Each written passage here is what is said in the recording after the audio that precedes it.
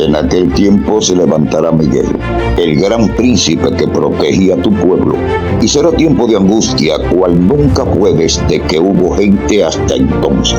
Pero en ese tiempo será librado tu pueblo, todos los que se hallen escritos en el libro.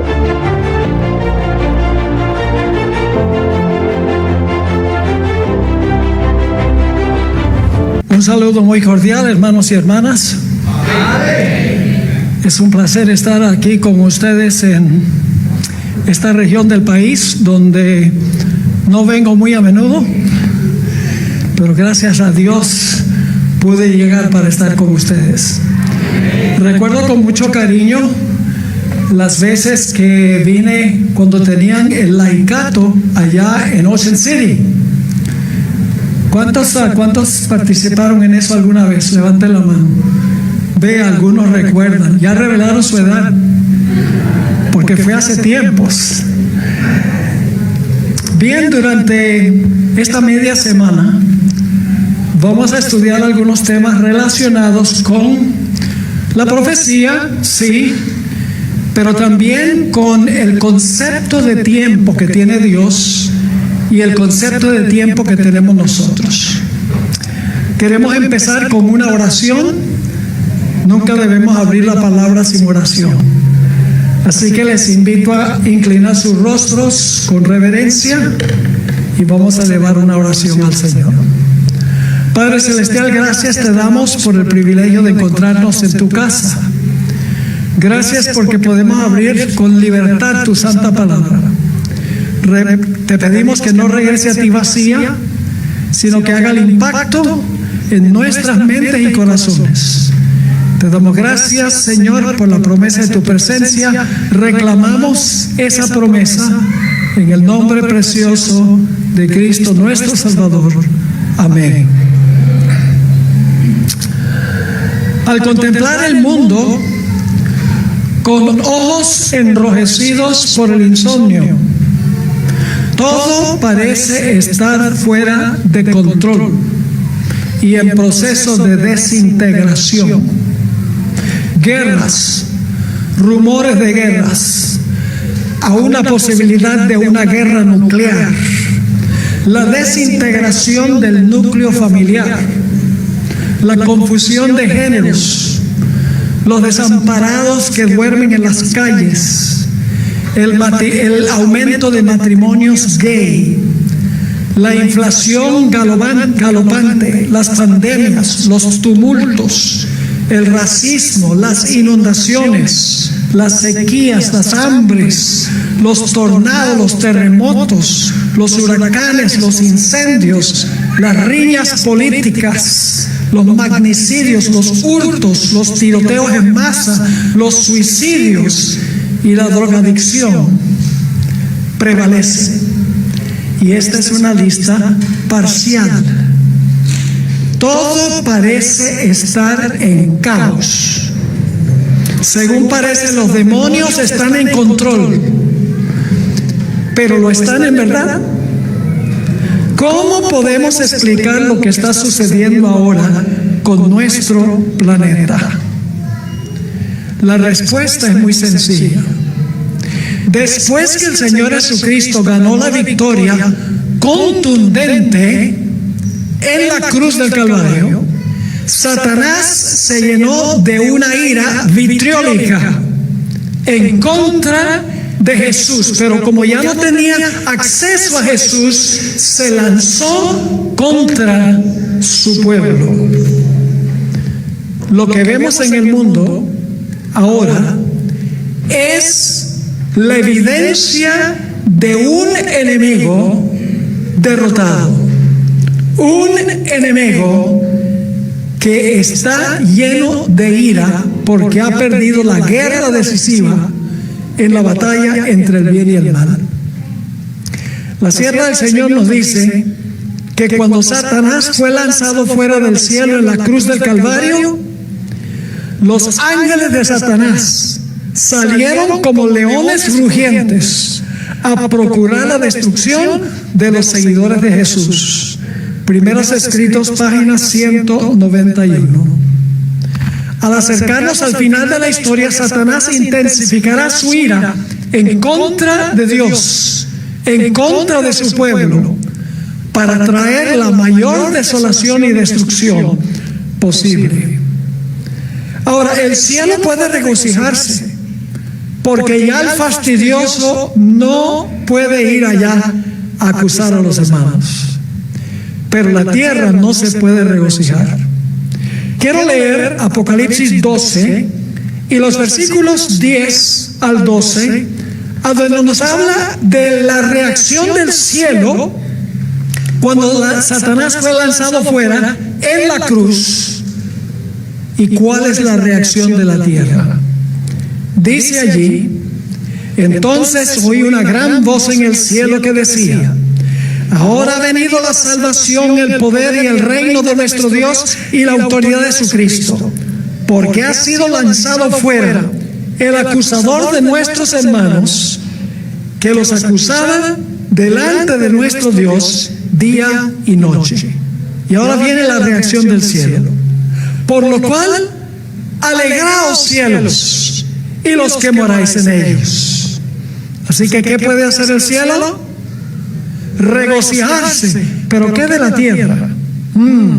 Sigue diciendo: ay de los moradores de la tierra y del mar, porque el diablo ha descendido a vosotros teniendo gran ira, sabiendo que tiene poco tiempo. En el cielo, regocijo. En la tierra, hay. Lo que estamos viendo en el mundo son los intentos finales de Satanás para estropear el plan de Dios. Con el paso de los años me he dado cuenta más y más de la importancia de estudiar la historia, porque la historia nos ilustra lo que va a ocurrir en el futuro. Es decir, lo que ocurrió en el pasado sucederá en escala mayor en el futuro. ¿Y por qué la historia se repite? En primer lugar, porque Dios no cambia. En segundo lugar, porque Satanás no cambia. Y en tercer lugar, porque los pecadores y regenerados no cambian tampoco. Así que si ponen un Dios que no cambia, un diablo que no cambia, y los pecadores, con la excepción de los fieles que no cambian, se repite vez tras vez tras vez la historia. Esto lo enseña la Biblia. En Eclesiastés 1 y el versículo 9, estoy leyendo de la versión Reina Valera de 1960, dice así: ¿qué es lo que fue? Lo mismo que será. ¿Qué es lo que ha sido hecho? Lo mismo que se hará. Y nada hay nuevo debajo del sol. Ahora, la nueva versión viviente, en Eclesiastés 3:15, amplía este concepto de la repetición de la historia. Dice allí en Eclesiastés 3:15, en la nueva versión viviente: los sucesos del presente ya ocurrieron en el pasado, y lo que sucederá en el futuro ya ocurrió antes, porque Dios hace que las mismas cosas se repitan una y otra vez. Y en la versión Dios habla hoy también de Eclesiastés 3:15, dice: nada existe que no haya existido antes, y nada existirá que no exista ya. Y Dios hace que el pasado se repita. Así que la historia se repite. Así que si conocemos lo que ocurrió en la historia, será más fácil entender lo que va a pasar en la profecía, lo que va a ocurrir en el futuro. Ahora, tal vez se sorprendan por lo que voy a decir, pero no existe una historia puramente secular. La historia que nosotros vemos a simple vista es solo una pequeña fracción de la verdadera historia que transpira en una esfera que nosotros no podemos ver con los ojos físicos. Un historiador solo puede describir eventos visibles a los ojos que ocurrieron en el pasado con ciertas personas, en cierto lugar, en cierto tiempo y en cierta manera. Yo me refiero a veces a esta historia como la historia horizontal, la historia que nosotros vemos aquí en nuestra esfera. Pero hay una historia que está transpirando en el mundo que no está visible a los ojos físicos. Yo me refiero a esta historia como la historia vertical. La historia horizontal es la que nosotros vemos, que está en nuestro plano. La historia vertical es entre el cielo y la tierra, una historia invisible a los ojos humanos. La historia detrás de la historia ocurre detrás del telón. Y es una batalla entre Cristo y Satanás por el dominio del mundo. Detrás de los eventos visibles de la historia hay una mano invisible que dirige los eventos que están ocurriendo en este mundo. El apóstol Pablo describió esta historia vertical que no podemos ver. En el libro de Efesios, el capítulo 6 y el versículo 13, encontramos que el apóstol Pablo describió esta historia vertical que no se ve a simple vista, que los eventos históricos que nosotros podemos ver son repercusiones de una guerra invisible a los ojos humanos. Así escribió el apóstol Pablo. Porque no tenemos lucha contra sangre y carne. ¿Qué significa sangre y carne? Contra seres humanos, sino contra principados, contra potestades, contra los gobernadores de las tinieblas de este siglo, contra huestes espirituales de maldad en las regiones celestiales. ¿Contra quiénes es nuestra batalla? No contra seres humanos, sino contra huestes espirituales de maldad en las regiones celestiales. La historia que nosotros vemos es la historia en nuestro plano horizontal. La historia que no vemos, que está detrás del telón, es la historia vertical entre Cristo y Satanás que ocurre detrás del telón. La hermana White habló una vez o escribió una vez en cuanto a lo que ocurrió en los días de Esther. Ustedes recuerdan que el plan era cometer genocidio, acabar con toda la nación judía. La hermana White escribió lo siguiente en cuanto a esa historia. Satanás inspiró el plan. ¿Quién inspiró el plan? Yo les pregunto, ¿cuántas veces en el libro de Esther se menciona a Satanás? Ni una sola vez. Describe todos los eventos, pero no menciona a Satanás. ¿Y saben qué más? El libro tampoco menciona el nombre de Dios. Pero cuando uno mira la historia de Esther, uno sabe que hay dos fuerzas invisibles que están luchando detrás del telón. Es demasiado obvio. Los eventos claramente están siendo dirigidos por una mano invisible. Así es que la sierva del Señor escribió: Satanás inspiró el plan a fin de librar la tierra de aquellos que preservaban el conocimiento del verdadero Dios. Y luego dice esto: la historia se repite. ¿Cuál historia se va a repetir? La del libro de Esther, hermanos y hermanas. La historia se repite.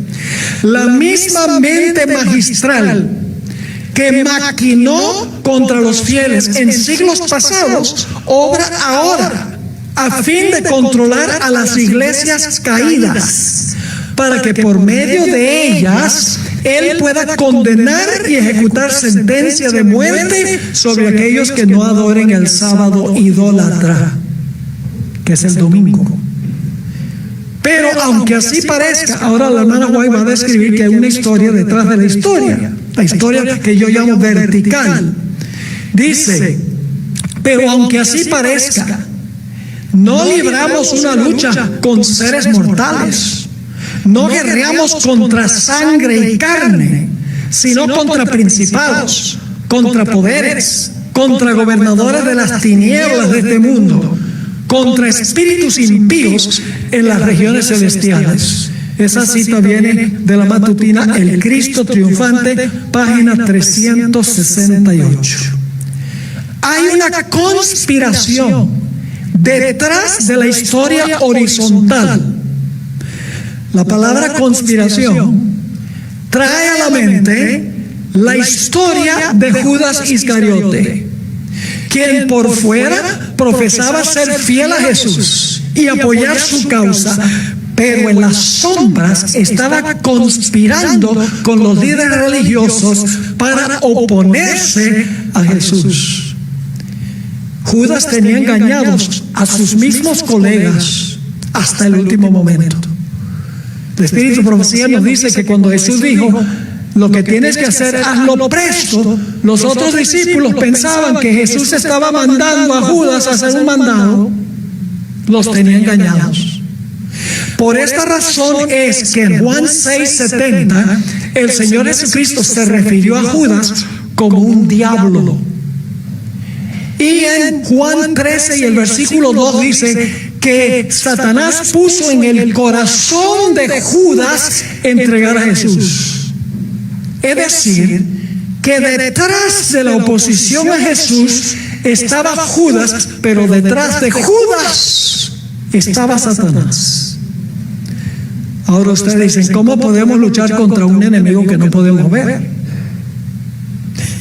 Parece ser imposible, pero les tengo buenas noticias. Dios ha corrido el velo para que los creyentes puedan discernir la batalla que transpira en el mundo vertical, que no podemos ver con los ojos físicos. Y la forma en que se descorre ese velo es con la Biblia. La Biblia descorre el velo y nos ayuda a entender lo que está pasando detrás del telón, la guerra vertical entre Cristo y Satanás, que solo podemos ver los efectos, pero no podemos ver en sí la guerra. Dios le dio a Elena G. de White discernimiento especial para detectar esta historia que no está a simple vista. Ustedes conocen el libro El Conflicto de los Siglos. El Conflicto de los Siglos no es un libro de historia. Sí tiene historia, pero no es un libro de historia. Es una filosofía de la historia. Es decir, El Conflicto de los Siglos, si ustedes lo leen, van a encontrar en cada página que Elena White describe lo que está ocurriendo detrás del telón que causa los eventos históricos. Cuenten el número de veces en El Conflicto de los Siglos que la hermana White menciona a Satanás. Página tras página tras página, ella habla de cómo Satanás detrás del telón está llevando a cabo lo que está pasando en la historia que nosotros podemos ver. En el libro La Educación, página 173, Elena White escribió estas palabras sobre la historia que vemos y la historia que no vemos. En los anales de la historia humana, anales significa los registros, en los anales de la historia humana, el crecimiento de las naciones, el levantamiento y la caída de los imperios parecen depender de la voluntad y las proezas del hombre. Por ejemplo, se levanta Babilonia. ¿Por qué se levanta Babilonia? Porque Nabucodonosor era más inteligente, porque tenía mejores ejércitos. No, porque Dios pone y quita reyes, según dice la Biblia. Pero eso está ocurriendo detrás del telón. Nunca van a encontrar que la Biblia dice que este personaje fue colocado por Satanás, este personaje fue colocado por Dios. Nunca lo leen así. Sencillamente leen los eventos históricos, pero tenemos que entender, tenemos que tener discernimiento para ver quién es el que está motivando y causando todas estas cosas. Sigue escribiendo la sierva del Señor. Los sucesos parecen ser determinados en gran parte por el poder, la ambición y el capricho del hombre. Pero en la palabra de Dios se descorre el velo. ¿A dónde se descorre el velo? ¿Que oculta el mundo visible del invisible? En la palabra de Dios se descorre el velo y contemplamos detrás, por encima y a través del juego y el contrajuego de los intereses, las pasiones y el poder de los hombres, los agentes del ser misericordioso que ejecutan silenciosa y pacientemente los consejos de la voluntad de Dios. Podemos comparar el desarrollo de los eventos históricos con un juego de ajedrez. En un juego de ajedrez hay una tabla, dos jugadores y el movimiento de las fichas. Ustedes saben que el propósito del juego es que un jugador frustre las jugadas del otro jugador, con la intención final de poner al otro jugador en jaque mate donde no tiene escape. Pero yo les pregunto, ¿qué sucedería si uno de los jugadores supiera antes que comenzara el juego todas las jugadas que va a hacer el otro? ¿Cuánta posibilidad habría de que ese jugador perdiera? Sería imposible. Ahora, ¿por qué hablo del juego de ajedrez? La tabla de ajedrez representa la historia. El movimiento de las fichas representa los movimientos históricos. En un lado de la mesa se sienta Jesús y en el otro lado de la mesa se sienta Satanás. Y Jesús le dice a Satanás, te toca, juega. Y Satanás juega. Y luego Jesús dice, ahora me toca a mí. Y entonces Jesús desempeña un evento histórico y Satanás se rasca la cabeza y ¡ay, ojalá que yo hubiera sabido que él iba a jugar así! Pero luego Satanás se la rebusca y trata de jugar para contrariar el movimiento de Jesús. Y entonces Jesús dice, ya jugaste, ahora me toca a mí. Y luego entonces Jesús vuelve a jugar. Satanás dice, lástima que no sabía que él iba a jugar así. ¿Jesús tiene una ventaja en el juego de la historia? Claro que sí. Porque Jesús ya conoce todas las jugadas que va a hacer Satanás antes que comience el juego. Y Satanás tiene que adivinar cómo va a jugar Jesús. Y cuando uno adivina, comete errores. Quiero mostrarles un ejemplo de esto. En Génesis 15, Dios dio una profecía de 400 años. Dios le dijo a Abraham, tus descendientes irán a una nación que no es de ellos. Pero Dios no identificó cuál era la nación. Sencillamente Dios dijo que los descendientes de Abraham iban a ir a una tierra que no era de ellos, sin identificar cuál era esa tierra. Indudablemente Satanás estaba escuchando. Entonces Satanás dice, bueno, yo no puedo permitir que Jacob y su familia vayan allá a esa tierra. Yo no sé cuál es la tierra, pero voy a impedir que eso suceda. Ahora, Jacob tenía un hijo que era ejemplar, que era un problema para Satanás. Y Satanás dice, este muchacho me va a causar problemas en el futuro. Se llamaba ¿cómo? José. Así que Satanás influye sobre los hermanos de José para que los hermanos de José lo vendan. ¿Y a dónde fue a parar? A Egipto. Fue a parar a Egipto. Poco sabía Satanás que al transportar a José a Egipto estaba participando en cumplir la profecía de que los descendientes de Abraham iban a ir a una tierra que no era de ellos. Satanás tuvo que adivinar cómo obraba Dios. Pero Dios sabía exactamente lo que iba a hacer Satanás. Ahora, ¿qué es lo que distingue al Dios verdadero de todos los falsos dioses? Vamos a Isaías 46, 9 al 11. Isaías 46 y el versículo 9 hasta el versículo 11. Dice allí, acordaos de las cosas pasadas desde los tiempos antiguos. porque yo soy Dios y no hay otro Dios y nada hay semejante a mí. ¿Por qué es que no hay semejante a Dios? Aquí viene la razón. Que anuncio lo por venir desde el principio. Y desde la antigüedad lo que aún no era hecho. Que digo, mi consejo permanecerá y haré todo lo que quiero. Que llamo desde el oriente al ave y de la tierra lejana al varón de mi consejo. Yo hablé y lo haré venir. Lo he pensado y también lo haré. Dos puntos claves de estos versículos. Primero, Dios conoce el fin desde el principio. Y en segundo lugar, porque Dios conoce el fin desde el principio, su plan no puede fracasar. Es imposible que el plan de Dios fracase. Porque ya Dios sabe todas las jugadas que va a hacer Satanás a través de la historia y por lo tanto Dios puede obrar para contrariar lo que va a hacer Satanás. Porque ya sabe cómo Satanás va a obrar. Ahora voy a darles un ejemplo del Antiguo Testamento de la historia que se escribe detrás de la historia.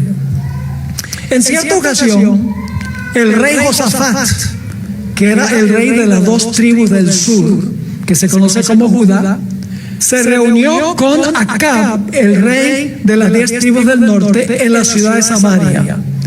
Y estando allí los dos juntos, Acab le dijo a Josafat: oye, Josafat, ahora que estamos juntos, ¿no sería buena idea que nosotros juntemos nuestros dos ejércitos para pelear contra nuestro enemigo común, los sirios? Y Josafat, siendo un rey bueno, Acab era bien malo, idólatra, pero Josafat era un rey bueno, le dijo a Acab: oye, Acab, ¿no sería bueno consultar con Jehová para saber si es la voluntad de Jehová que nosotros vayamos a la batalla? ¿No tienes por ahí un profeta que nos pueda decir si es la voluntad de Dios? Acab le dijo: profeta me sobra, tengo 400. Y trajo a los 400 profetas, falsos profetas. Y les dijo: mira, Josafat y yo queremos ir a la guerra contra los sirios. ¿Es buena idea o mala idea? Los falsos profetas que comían en la mesa de Acab dijeron: ve a la batalla, vas a ganar una victoria rotunda sobre los sirios. Pero Josafat, siendo un rey bueno, como que no estaba muy convencido. Y por lo tanto le dijo a Acab: oye, Acab, ¿no tienes por casualidad por ahí a un profeta de Jehová? Con eso le dijo todo. Y el rey Acab dijo: sí, tengo uno. Y lo tengo allá en el calabozo. Porque siempre me profetiza mal. Me dice lo que no quiero oír. Y Josafat dice: ese tiene que ser el profeta de Jehová, porque los profetas de Jehová viven en el calabozo. Ahora, sí tenía un profeta de Jehová en el calabozo. Ese profeta fue llamado. Y el profeta le dijo algo muy interesante acá, pero antes de decirle lo que el profeta Micaías le dijo acá en cuanto a ir a la guerra, yo voy a llevarlos al final de la historia y luego vamos a regresar a este punto. Acab fue a la guerra y en la guerra lo mataron. Fue a la guerra porque sus falsos profetas le dijeron que fuera. Y en la guerra, en la batalla murió. Vamos a leerlo. Segunda de Crónicas 18, 33 y 34. Segunda de Crónicas 18, 33 y 34.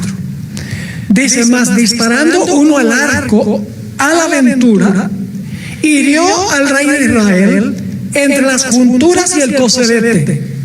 Él entonces dijo al cochero: vuelve las riendas y sácame del campo, porque estoy mal herido. Y arreció la batalla aquel día, por lo que estuvo el rey de Israel en pie en el carro enfrente de los sirios hasta la tarde. ¿Y qué? Y murió al ponerse el sol. Ahora regresamos a donde dejamos la historia. Los falsos profetas le dijeron a Acab: es la voluntad de Dios que vayas allá a la batalla.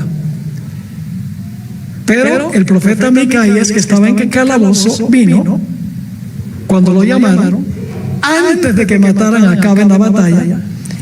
Y Acab le hizo la misma pregunta, le dijo, oye, ¿debemos ir a la guerra, a la batalla o no ir a la batalla? Y Micaías respondió diciendo algo que parecía no cuadrar con el momento. Se encuentra en 2 Crónicas 18 y el versículo 18 y 19. Quiero que noten algo muy interesante en este pasaje. Y es que había una historia que se estaba escribiendo detrás de la historia. Acab no lo mataron en la batalla, solamente horizontalmente. La decisión de morir Acab en la batalla ya se había tomado antes que fuera la batalla, en la esfera invisible que no se podía ver. Nota lo que dice, empezando en el versículo 33, el versículo 18. Entonces él dijo, este es Micaías que va ahora ante Acab. Oíd pues palabra de Jehová. Yo he visto a Jehová sentado en su trono, y todo el ejército de los cielos estaba a su mano derecha y a su izquierda. Yo pregunto, ¿todo el mundo podía ver lo que estaba viendo Micaías? No. ¿Quién era el único que lo estaba viendo? El profeta Micaías. Sigue diciendo.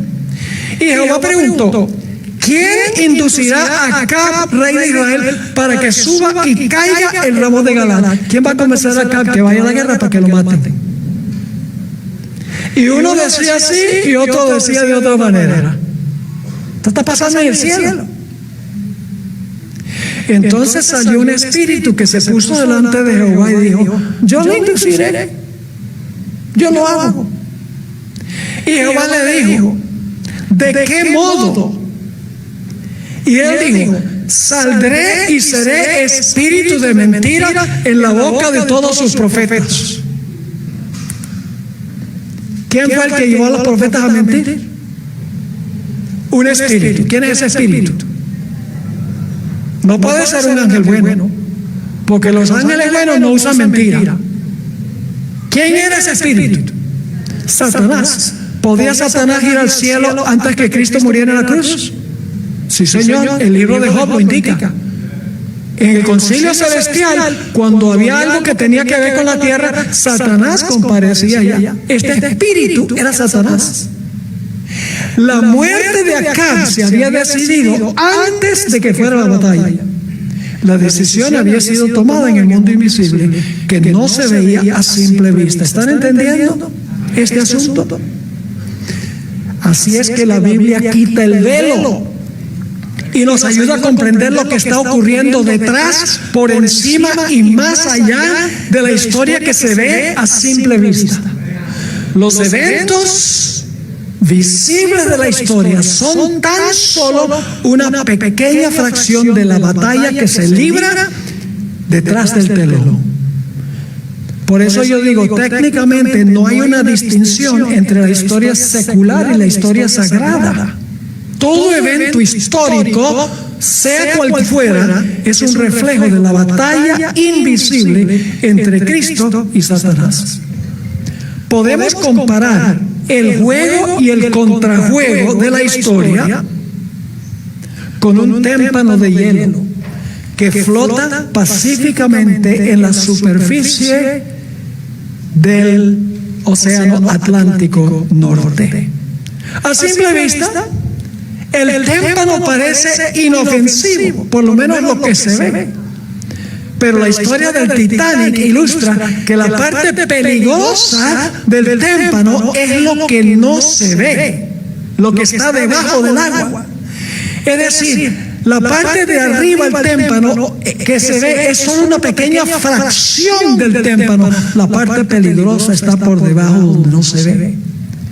De la misma manera, la historia que nosotros vemos es solo una pequeña fracción de la historia. La parte peligrosa de la historia es la que está oculta a los seres humanos. Otra historia del Antiguo Testamento que ilustra la conspiración detrás de la historia es la historia de Esther. Como le mencioné, el libro de Esther no menciona el nombre de Dios, ni siquiera menciona el nombre de Satanás. Por esta razón, el libro de Esther fue uno de los últimos que se incluyó en el canon del Antiguo Testamento. Pero si ustedes leen el libro de Esther, van a encontrar que claramente hay dos fuerzas obrando en la historia.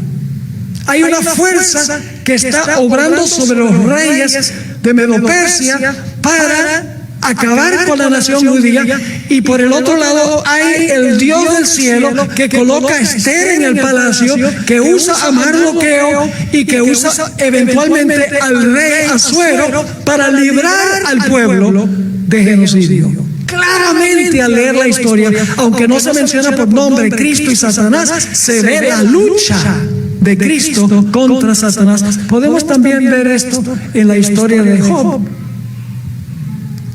Yo pregunto, ¿los seres celestiales entendían la historia vertical y horizontal? Claro que lo entendían. Los seres celestiales podían saber que lo que le estaba pasando a Job era causado por Satanás. ¿Ellos lo entendían? Claro que lo entendían. ¿Podían ver todos los males que le pasó a Job? Pero yo pregunto, ¿los que estaban en la tierra entendían lo que estaba pasando en la esfera vertical? No. No es sino hasta el final de la historia del libro de Job que Job dice: ahora sí entiendo de que había una lucha en el mundo que no se ve. ¿Están entendiendo esto? Así tenemos que leer la historia, hermanos y hermanas. No es suficiente leer los periódicos, conseguir las noticias en las redes sociales o en la televisión, porque ninguna de esas fuentes describe lo que está pasando detrás del telón. Solamente describe lo que está ocurriendo delante de nuestros ojos. Ahora vamos a dar otros ejemplos bíblicos. Cuando el Señor Jesucristo nació, ¿quién lo quería matar? Herodes. Noten lo que dice Mateo 2:16. Mateo 2 y el versículo 16. Cuando leamos el conflicto de los siglos, hermanos y hermanas, no leamos solo los eventos, sino que vamos a ver quién está detrás de los eventos y por qué. Recuerden, cuando estudien el conflicto de los siglos, aplicarle esa norma. ¿Qué está pasando detrás del telón? ¿Qué está haciendo Satanás? ¿Qué está haciendo Dios para contrariar a Satanás? Así hay que leer la historia. Ahora fíjense, dice en Mateo 2:16, Herodes entonces, cuando se vio burlado por los magos, se enojó mucho y mandó matar a todos los niños menores de 2 años que había en Belén y en todos sus alrededores, conforme al tiempo que había inquirido de los magos. Yo pregunto, ¿cualquier historiador podría haber escrito lo que escribió Mateo? Sí. Yo pregunto, ¿el relato nos dice qué fue lo que ocurrió? El relato dice qué fue lo que ocurrió, ¿verdad? ¿Nos dice el relato a dónde ocurrió? Sí, en Belén y sus alrededores. ¿Nos dice por qué ocurrió? Sí, porque Herodes tenía miedo ¿de qué? De que le iban a quitar el trono. Es decir, cualquier historiador puede haber escrito lo que escribió Mateo. Pero la Biblia descorre el telón. En Apocalipsis, el capítulo 12 y el versículo 4 nos dice en realidad quién era el que tenía miedo de perder su trono. No era Herodes. Obró sobre Herodes, tratando de convencerlo de que él iba a perder el trono, pero Satanás estaba diciendo: si yo dejo que viva, voy a perder mi trono. Nota lo que dice Apocalipsis 12 y el versículo 4. El dragón se paró frente a la mujer que estaba para dar a luz, a fin de devorar a su hijo tan pronto naciese. ¿Quién se paró al lado de la mujer para acabar con el niño cuando naciera? El dragón. ¿Quién es el dragón? Satanás. Pero no era Herodes. ¿No era Herodes el que quería matar al niño? Sí, pero Herodes era el instrumento de quién? Satanás. Satanás estaba hablando detrás del telón. Otro ejemplo. La iglesia primitiva fue perseguida terriblemente por los emperadores romanos. No solamente eran muertos, sino que eran encarcelados. La segunda iglesia del libro de Apocalipsis es la iglesia de Esmirna. El periodo de Esmirna es las persecuciones del Imperio Romano en el segundo y el tercer siglo. Y quiero que noten Apocalipsis 2 y el versículo 10. Los emperadores romanos eran los que encarcelaban a los cristianos, pero había alguien detrás del telón. Dice ahí en Apocalipsis 2 y el versículo 10, Dios le está hablando a la iglesia de Esmirna, la iglesia perseguida por los emperadores romanos: no temas en nada lo que vas a padecer. He aquí, el diablo echará a alguno de vosotros en la cárcel. ¿Cómo? ¿Quién nos iba a echar a la cárcel? El diablo. Entonces el diablo fue y agarró a este cristiano y fue allá y lo metió a la cárcel. No. ¿Quiénes fueron los que lo metieron a la cárcel? Los emperadores romanos. Pero ¿quién estaba detrás del telón? Aquí dice: el diablo echará a algunos de vosotros en la cárcel. Ahora hay un punto muy importante, y es que hay un dragón con mayúscula y un dragón en minúscula. El dragón en mayúscula es Satanás. El dragón en minúscula es el rey que usa Satanás para cumplir sus propósitos. Quiero leerles esta cita del Conflicto de los Siglos, página 434. Conflicto de los Siglos 434. Hablando del capítulo 12 de Apocalipsis, el capítulo nos dice que el dragón es Satanás. Fue él quien impulsó a Herodes a procurar la muerte del Salvador. ¿Quién impulsó a Herodes? Satanás. Yo pregunto, ¿un historiador común y corriente podría haber dicho eso? No, un historiador común y corriente no, porque él no podía ver lo que estaba pasando detrás del telón. Sigue diciendo: pero la gente principal de Satanás, al guerrear contra Cristo y su pueblo durante los primeros siglos de la era cristiana, fue el Imperio Romano, en el cual prevalecía la religión pagana. Ahora escuchen bien. Así que, si bien el dragón en su primera instancia representa a Satanás, en un sentido secundario es un símbolo de la Roma pagana. Yo pregunto, ¿era, por así decirlo, Herodes un dragoncito? Sí. Pero ¿quién era el dragón? El que usó a Herodes. ¿Están entendiendo esto?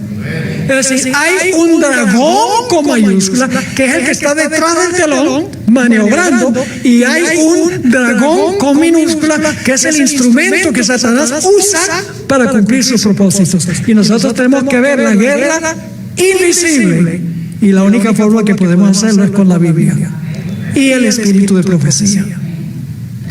Ahora prosigamos en este estudio. ¿Quién persiguió a la iglesia durante los 1260 años? Yo me imagino que ustedes han estudiado las profecías. ¿Quién persiguió a la iglesia durante tiempos y la mitad de un tiempo? El poder papal. Vamos a leer Daniel 7 y el versículo 25. Daniel 7, 25.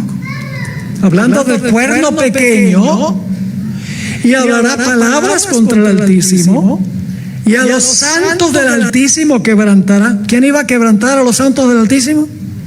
¿Quién? El cuerno pequeño, muy bien. Y pensará en cambiar los tiempos y la ley.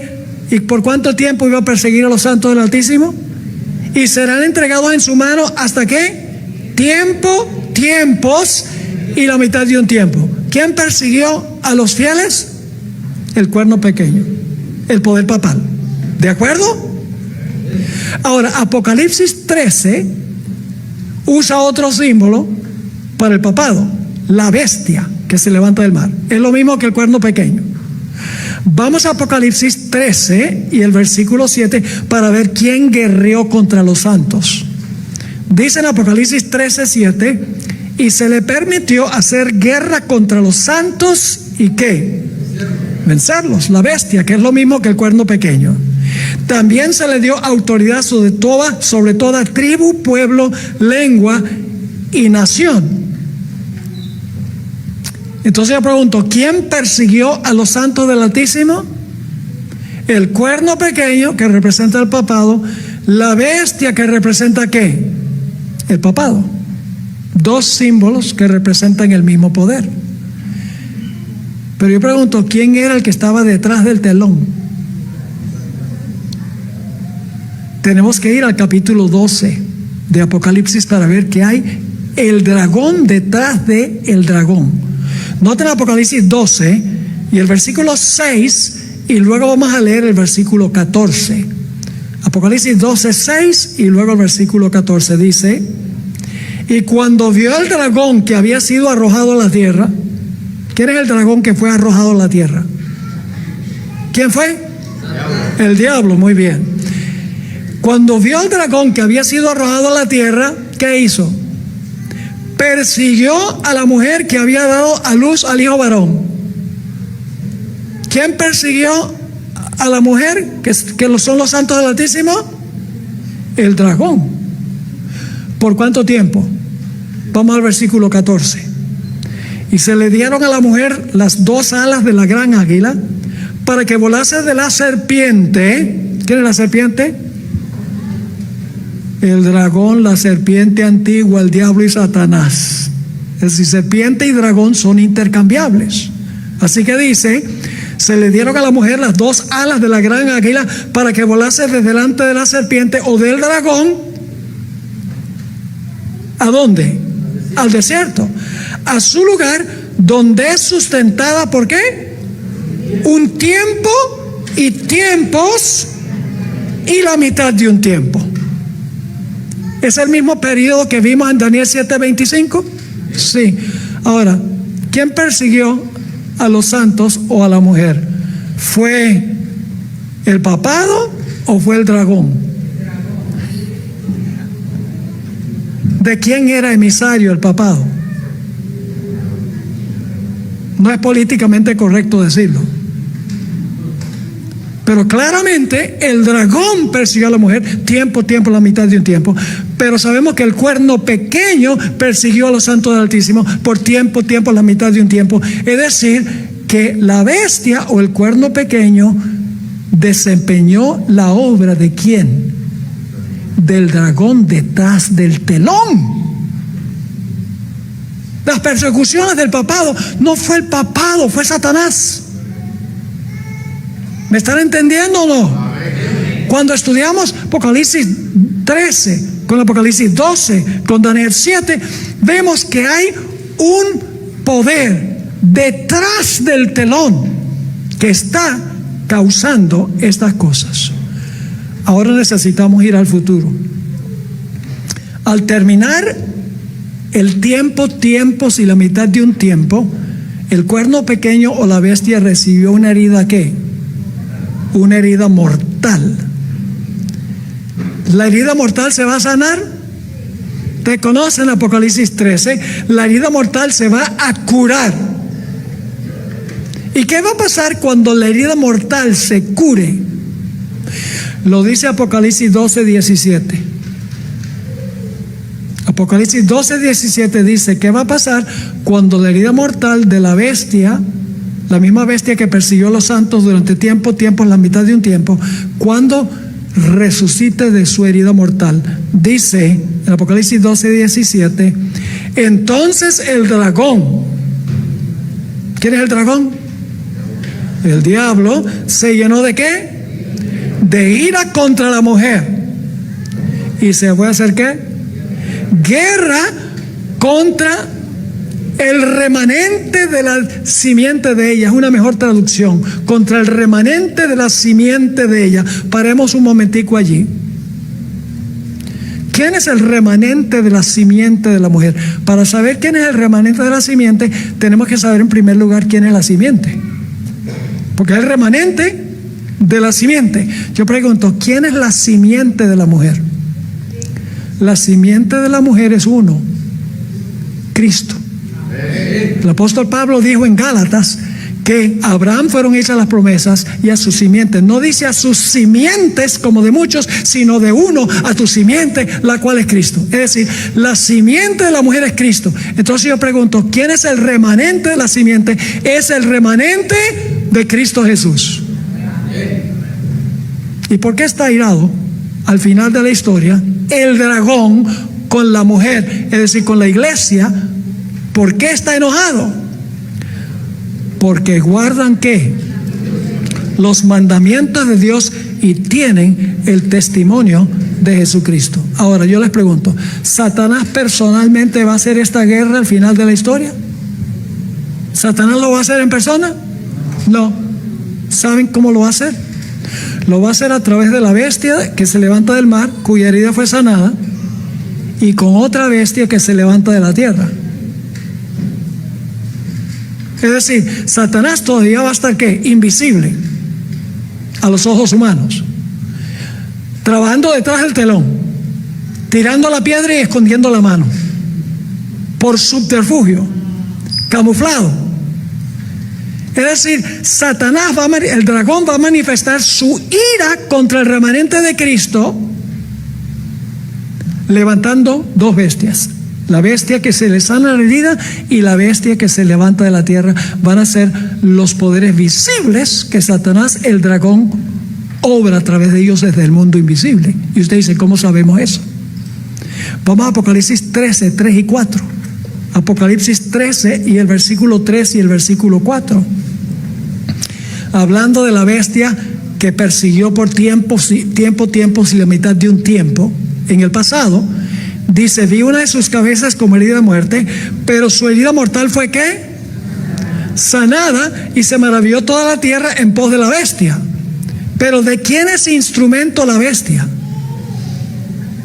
Sigamos leyendo. Y adoraron al dragón, que había dado ¿qué? Autoridad a la bestia. ¿Y adoraron a quién? A la bestia. Es decir, el dragón le dio autoridad ¿a quién? A la bestia, y la gente al adorar a la bestia está adorando al dragón. Entonces yo pregunto, ¿la bestia que se levanta del mar cuando se le sana la herida va a ser instrumento en las manos de Satanás, quien obra desde el mundo invisible? Sí. Pero hay otra bestia que también va a ser usada por Satanás, que está en el mundo visible, mientras que Satanás obra desde el mundo invisible. Esa es la bestia que se levanta de la tierra, que representa ¿qué cosa? Los Estados Unidos de América.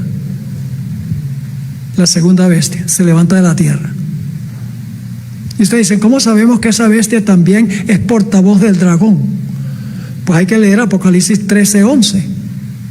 Dice, después vi otra bestia que subía de la tierra y tenía dos cuernos como semejantes a los de un cordero, pero hablaba como un dragón.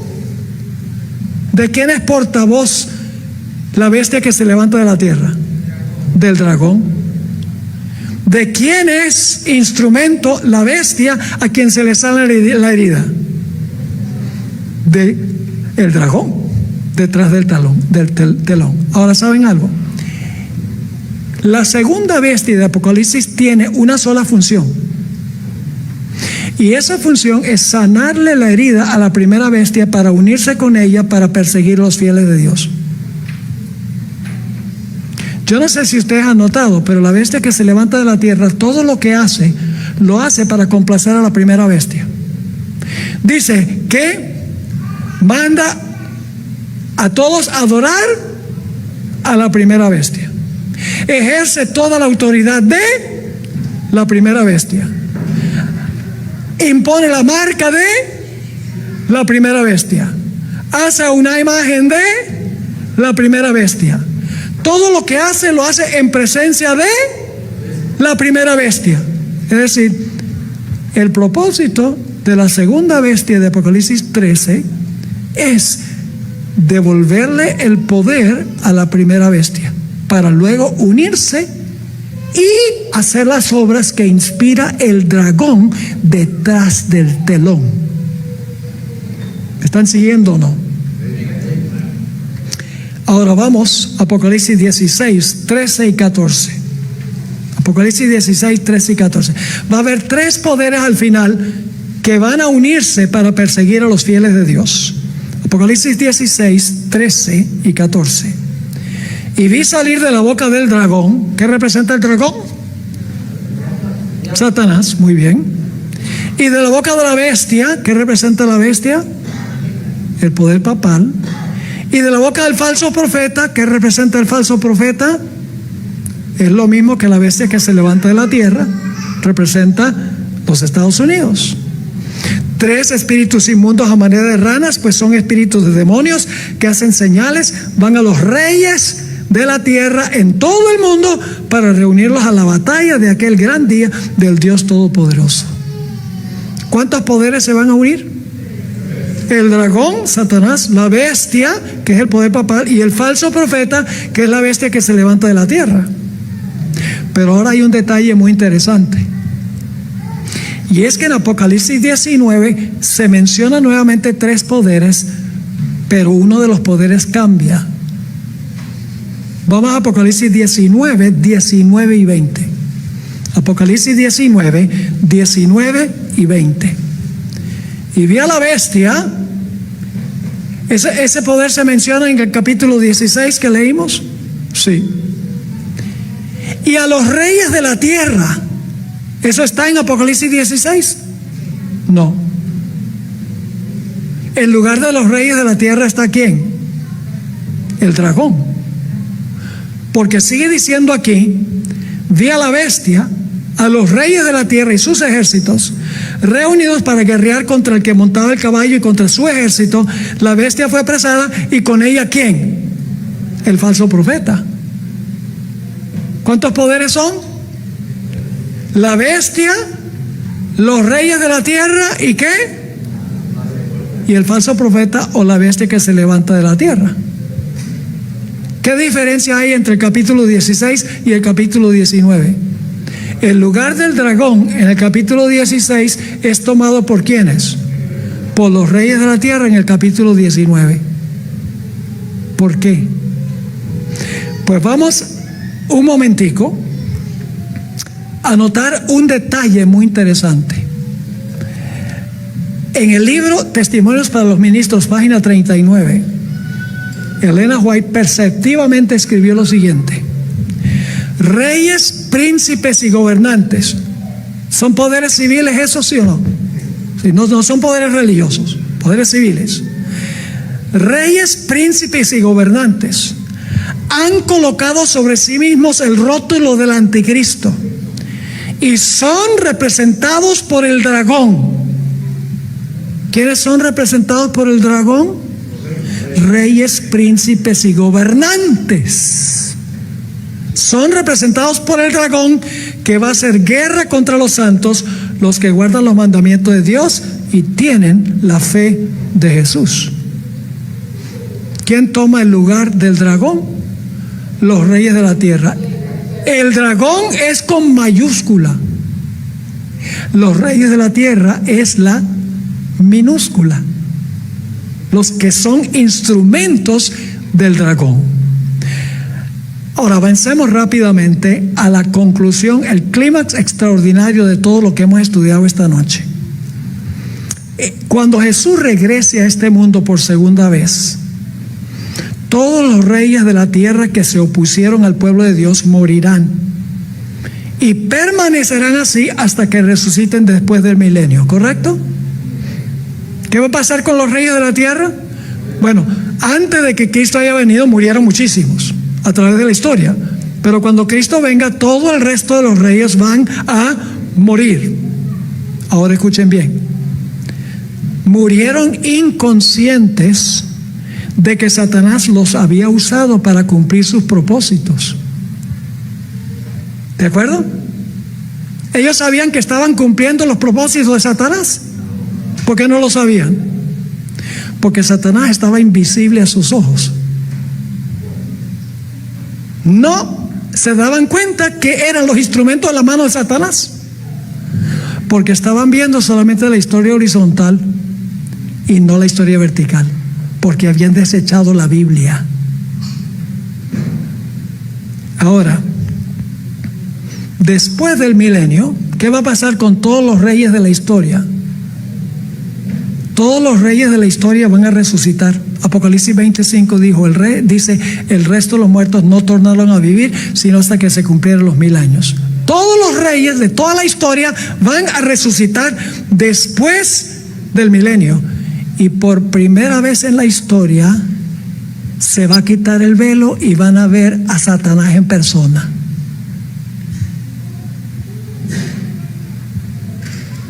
El que fue atado por 1000 años acá. Ahora, después del milenio, todos los reyes que contrariaron a Dios y persiguieron a su pueblo van a resucitar,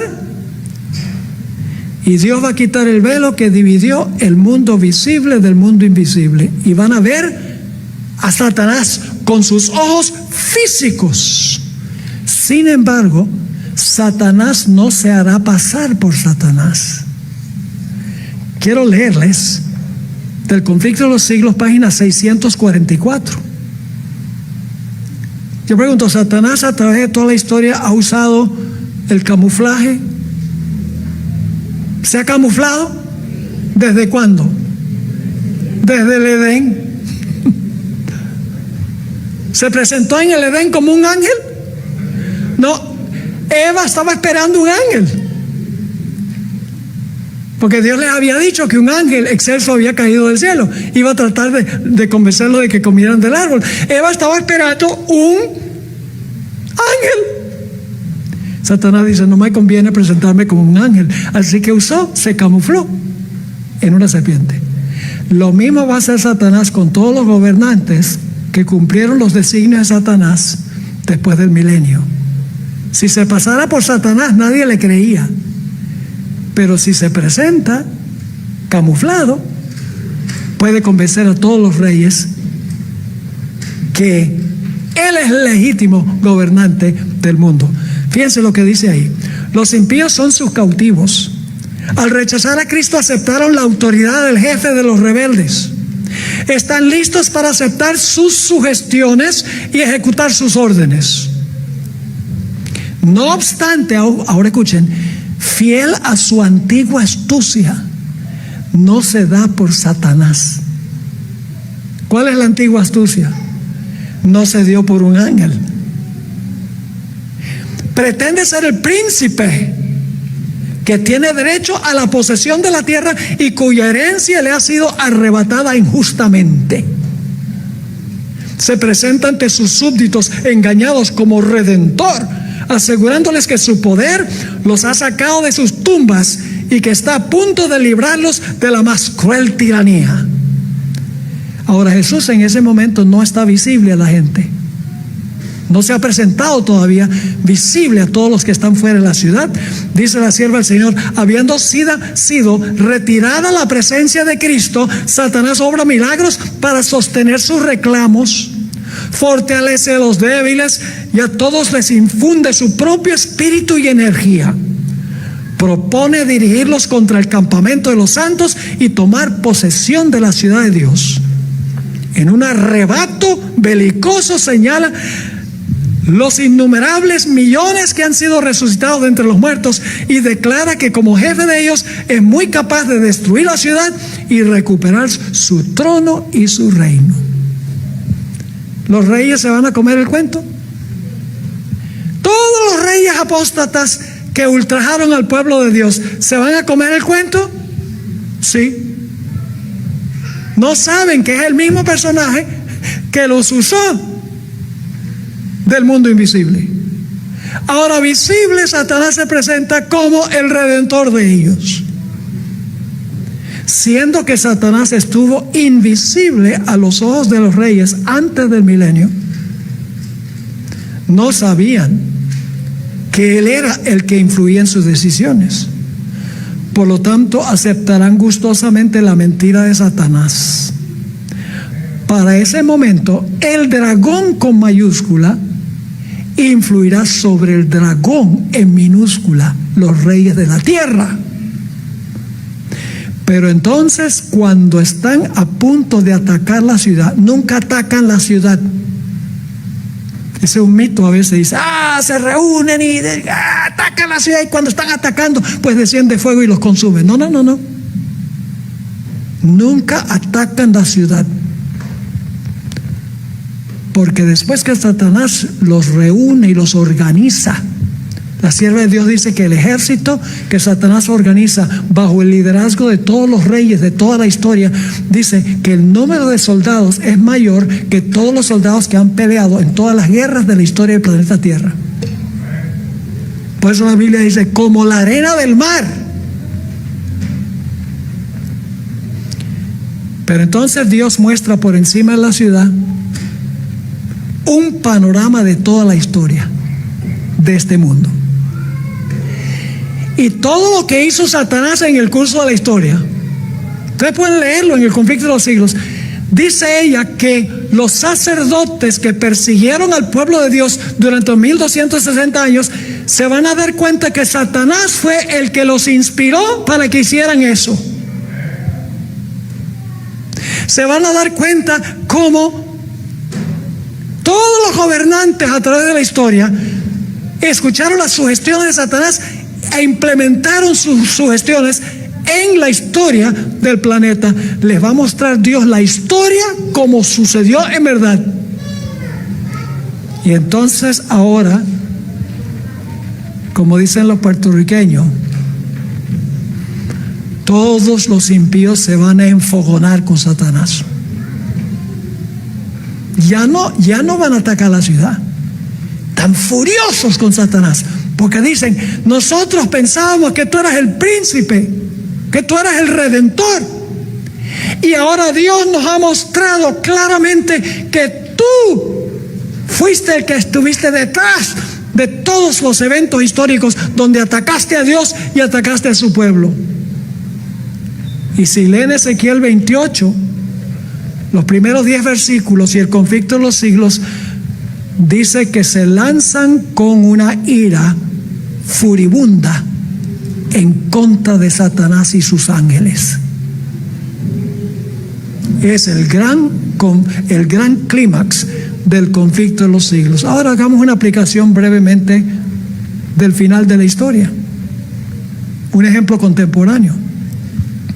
Desafortunadamente, hermanos y hermanas, hoy los políticos, los científicos, los filósofos y los historiadores, y aún muchos protestantes y católicos, inclusive adventistas, toman en cuenta tan solo la historia horizontal. Desechan la Biblia, que contiene la llave que abre la puerta, para ver qué ocurre detrás del telón.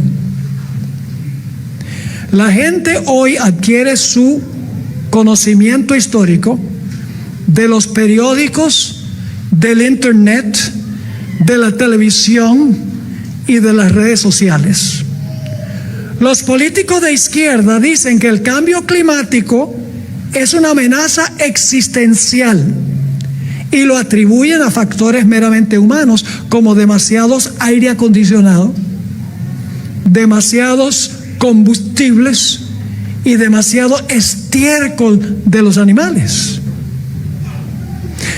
Por el otro lado, los políticos de derecha niegan que aún haya cambio climático. Mis hermanos y hermanas, ambos lados del espectro político yerran, porque están tomando en cuenta solo la historia horizontal y no la historia vertical. Al negar que hay cambio climático, esta gente manifiesta ignorancia, y el atribuirlo a factores meramente humanos lo es también. Los magnates del mundo, habiendo desechado el testimonio bíblico, no entienden los verdaderos motivos del cambio climático. La sierva de Dios escribió esto. Tomo 6 de los testimonios, página 625. El espíritu refrenador de Dios se está retirando ahora mismo del mundo. ¿Qué está pasando hoy? El espíritu que refrena se está retirando. Ahora escuchen. Los huracanes, las tormentas, las tempestades, los incendios y las inundaciones, los desastres por tierra y mar se siguen en rápida sucesión. Ahora viene la parte clave. La ciencia procura explicar todo esto. ¿Qué hace la ciencia? Dice, el problema es demasiado aire acondicionado, demasiados combustibles, la falta de equidad, la falta de justicia social. Es lo que está pasando, es lo que dicen. La ciencia procura explicar todo esto. Ahora escuchen. Aumentan en derredor nuestro las señales que nos dicen que se acerca el Hijo de Dios, pero son atribuidas a cualquier cosa menos la verdadera. Todo se atribuye a la razón que no es. Los hombres no pueden discernir a los ángeles que como centinelas refrenan los cuatro vientos para que no soplen hasta que sean sellados los siervos de Dios. Pero cuando Dios ordene a sus ángeles que suelten los vientos, habrá una escena de contienda que ninguna pluma puede describir. Te pregunto, ¿cuál es el más grande cambio climático en la historia del planeta? El diluvio. ¿Por qué mandó Dios el diluvio?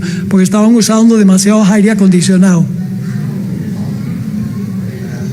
Porque estaban usando demasiados combustibles. ¿Por qué? La maldad del hombre era mucho en la tierra y todo designio del pensamiento del corazón de ellos era el mal continuamente. Los gobernantes políticos aprueban del matrimonio gay y de que un joven se mutile sexualmente para adoptar otro género distinto libremente. Los gobernantes apoyan el aborto, entre otras cosas. Eso es lo que está causando, hermanos y hermanas, lo que está pasando en el mundo. El Espíritu dice, no me quieren, yo voy a retirarme. No me voy a imponer ante ustedes. El apóstol Pedro escribió, ignoran voluntariamente que en el tiempo antiguo fueron hechas por la palabra de Dios los cielos y también la tierra, que proviene del agua y por el agua subsiste, por lo cual el mundo de entonces pereció anegado en agua. Todo lo que Dios hizo en la creación, el hombre lo ha estropeado. ¿Saben por qué? Porque hay dos cosmovisiones que están compitiendo en este mundo: la evolución y la creación. La mayoría de los políticos son evolucionistas. Si no hubo un huerto del Edén, si no hubo un Adán y Eva, entonces todo lo que Dios estableció no existe. ¿Por qué guardamos el sábado? Porque creemos en una historia literal de la creación. ¿Qué dice el mundo? No es sábado, sino ¿qué? Domingo. ¿Cuántos géneros creó Dios al principio? 2, varón y hembra. ¿Qué dice hoy en día el mundo? 100. Dios estableció el matrimonio entre ¿qué? ¿Un hombre y hombre y mujer o entre hombre y mujer? ¿Qué clase de dieta dio Dios? Una dieta vegana. ¿Qué ha hecho el hombre? Levántate, mata y come. Le dio Dios a los hombres y a las mujeres ciertas características distintivas. Para uno y para el otro son iguales, pero con diferentes funciones, ¿sí o no? ¿Qué ha hecho el hombre? Dice, no, por equidad, un hombre puede declararse mujer y competir. ¿Me están siguiendo o no me están siguiendo? Todo lo que Dios estableció en Génesis ha sido estropeado por el ser humano. ¿Sabe por qué? Porque no creen en la creación. Si no cree en la creación, si cree en la evolución, entonces todo lo que Dios estableció al principio se descarta. ¿Quién es el que está haciendo detrás del telón esto? Satanás. Satanás está estropeando todo lo que Dios hizo al principio porque odia al Creador. Y por eso nosotros tenemos el mensaje para el mundo, mis hermanos y hermanas. El mensaje del primer ángel dice: temed a Dios y dadle gloria, porque la hora de su juicio ha llegado, y adorad a aquel que hizo el cielo, la tierra, el mar y todas las cosas que en ellos hay. Nosotros los adventistas no podemos acoplarnos a lo que está diciendo el mundo y aceptando el mundo. Tenemos que ser, sí, respetuosos. No podemos ser, ¿qué palabra puedo usar? No podemos tratar esto con furia. Pero debemos hablar claramente sobre el plan original de Dios. Porque el que está detrás del telón es Satanás. Y su propósito principal es arruinar todo lo que Dios hizo al principio. Y lamentablemente los gobernantes del mundo se han acoplado en muchas de estas cosas a lo que Dios niega y lo que Dios no acepta. Así que, hermanos y hermanas, ojalá que al haber estudiado esta noche nos demos cuenta que hay una historia detrás de la historia, y que cuando vemos lo que escriben los periódicos, las redes sociales, la televisión, digamos, ¿qué posible motivo podría tener Satanás detrás de esto? Porque lo que se ve no es la verdadera historia. La verdadera historia es la que se escribe en el mundo que no se ve, la historia vertical. Oremos. Padre, gracias te damos porque nos has dado tu palabra, que es la llave para quitar el velo, para que entendamos en verdad lo que está pasando en la historia. Danos, Señor, palabras para presentar tu mensaje en este tiempo. No un mensaje ácido, agrio, condenador, sino un mensaje de que tu camino es el mejor camino, de que tu camino trae felicidad y paz y gozo a la vida. Gracias te damos por habernos acompañado, por responder nuestra oración. Te lo pedimos en el nombre de Jesús. Amén. En aquel tiempo se levantará Miguel, el gran príncipe que protegía a tu pueblo, y será tiempo de angustia cual nunca fue desde que hubo gente hasta entonces. Pero en ese tiempo será librado tu pueblo, todos los que se hallen escritos en el libro.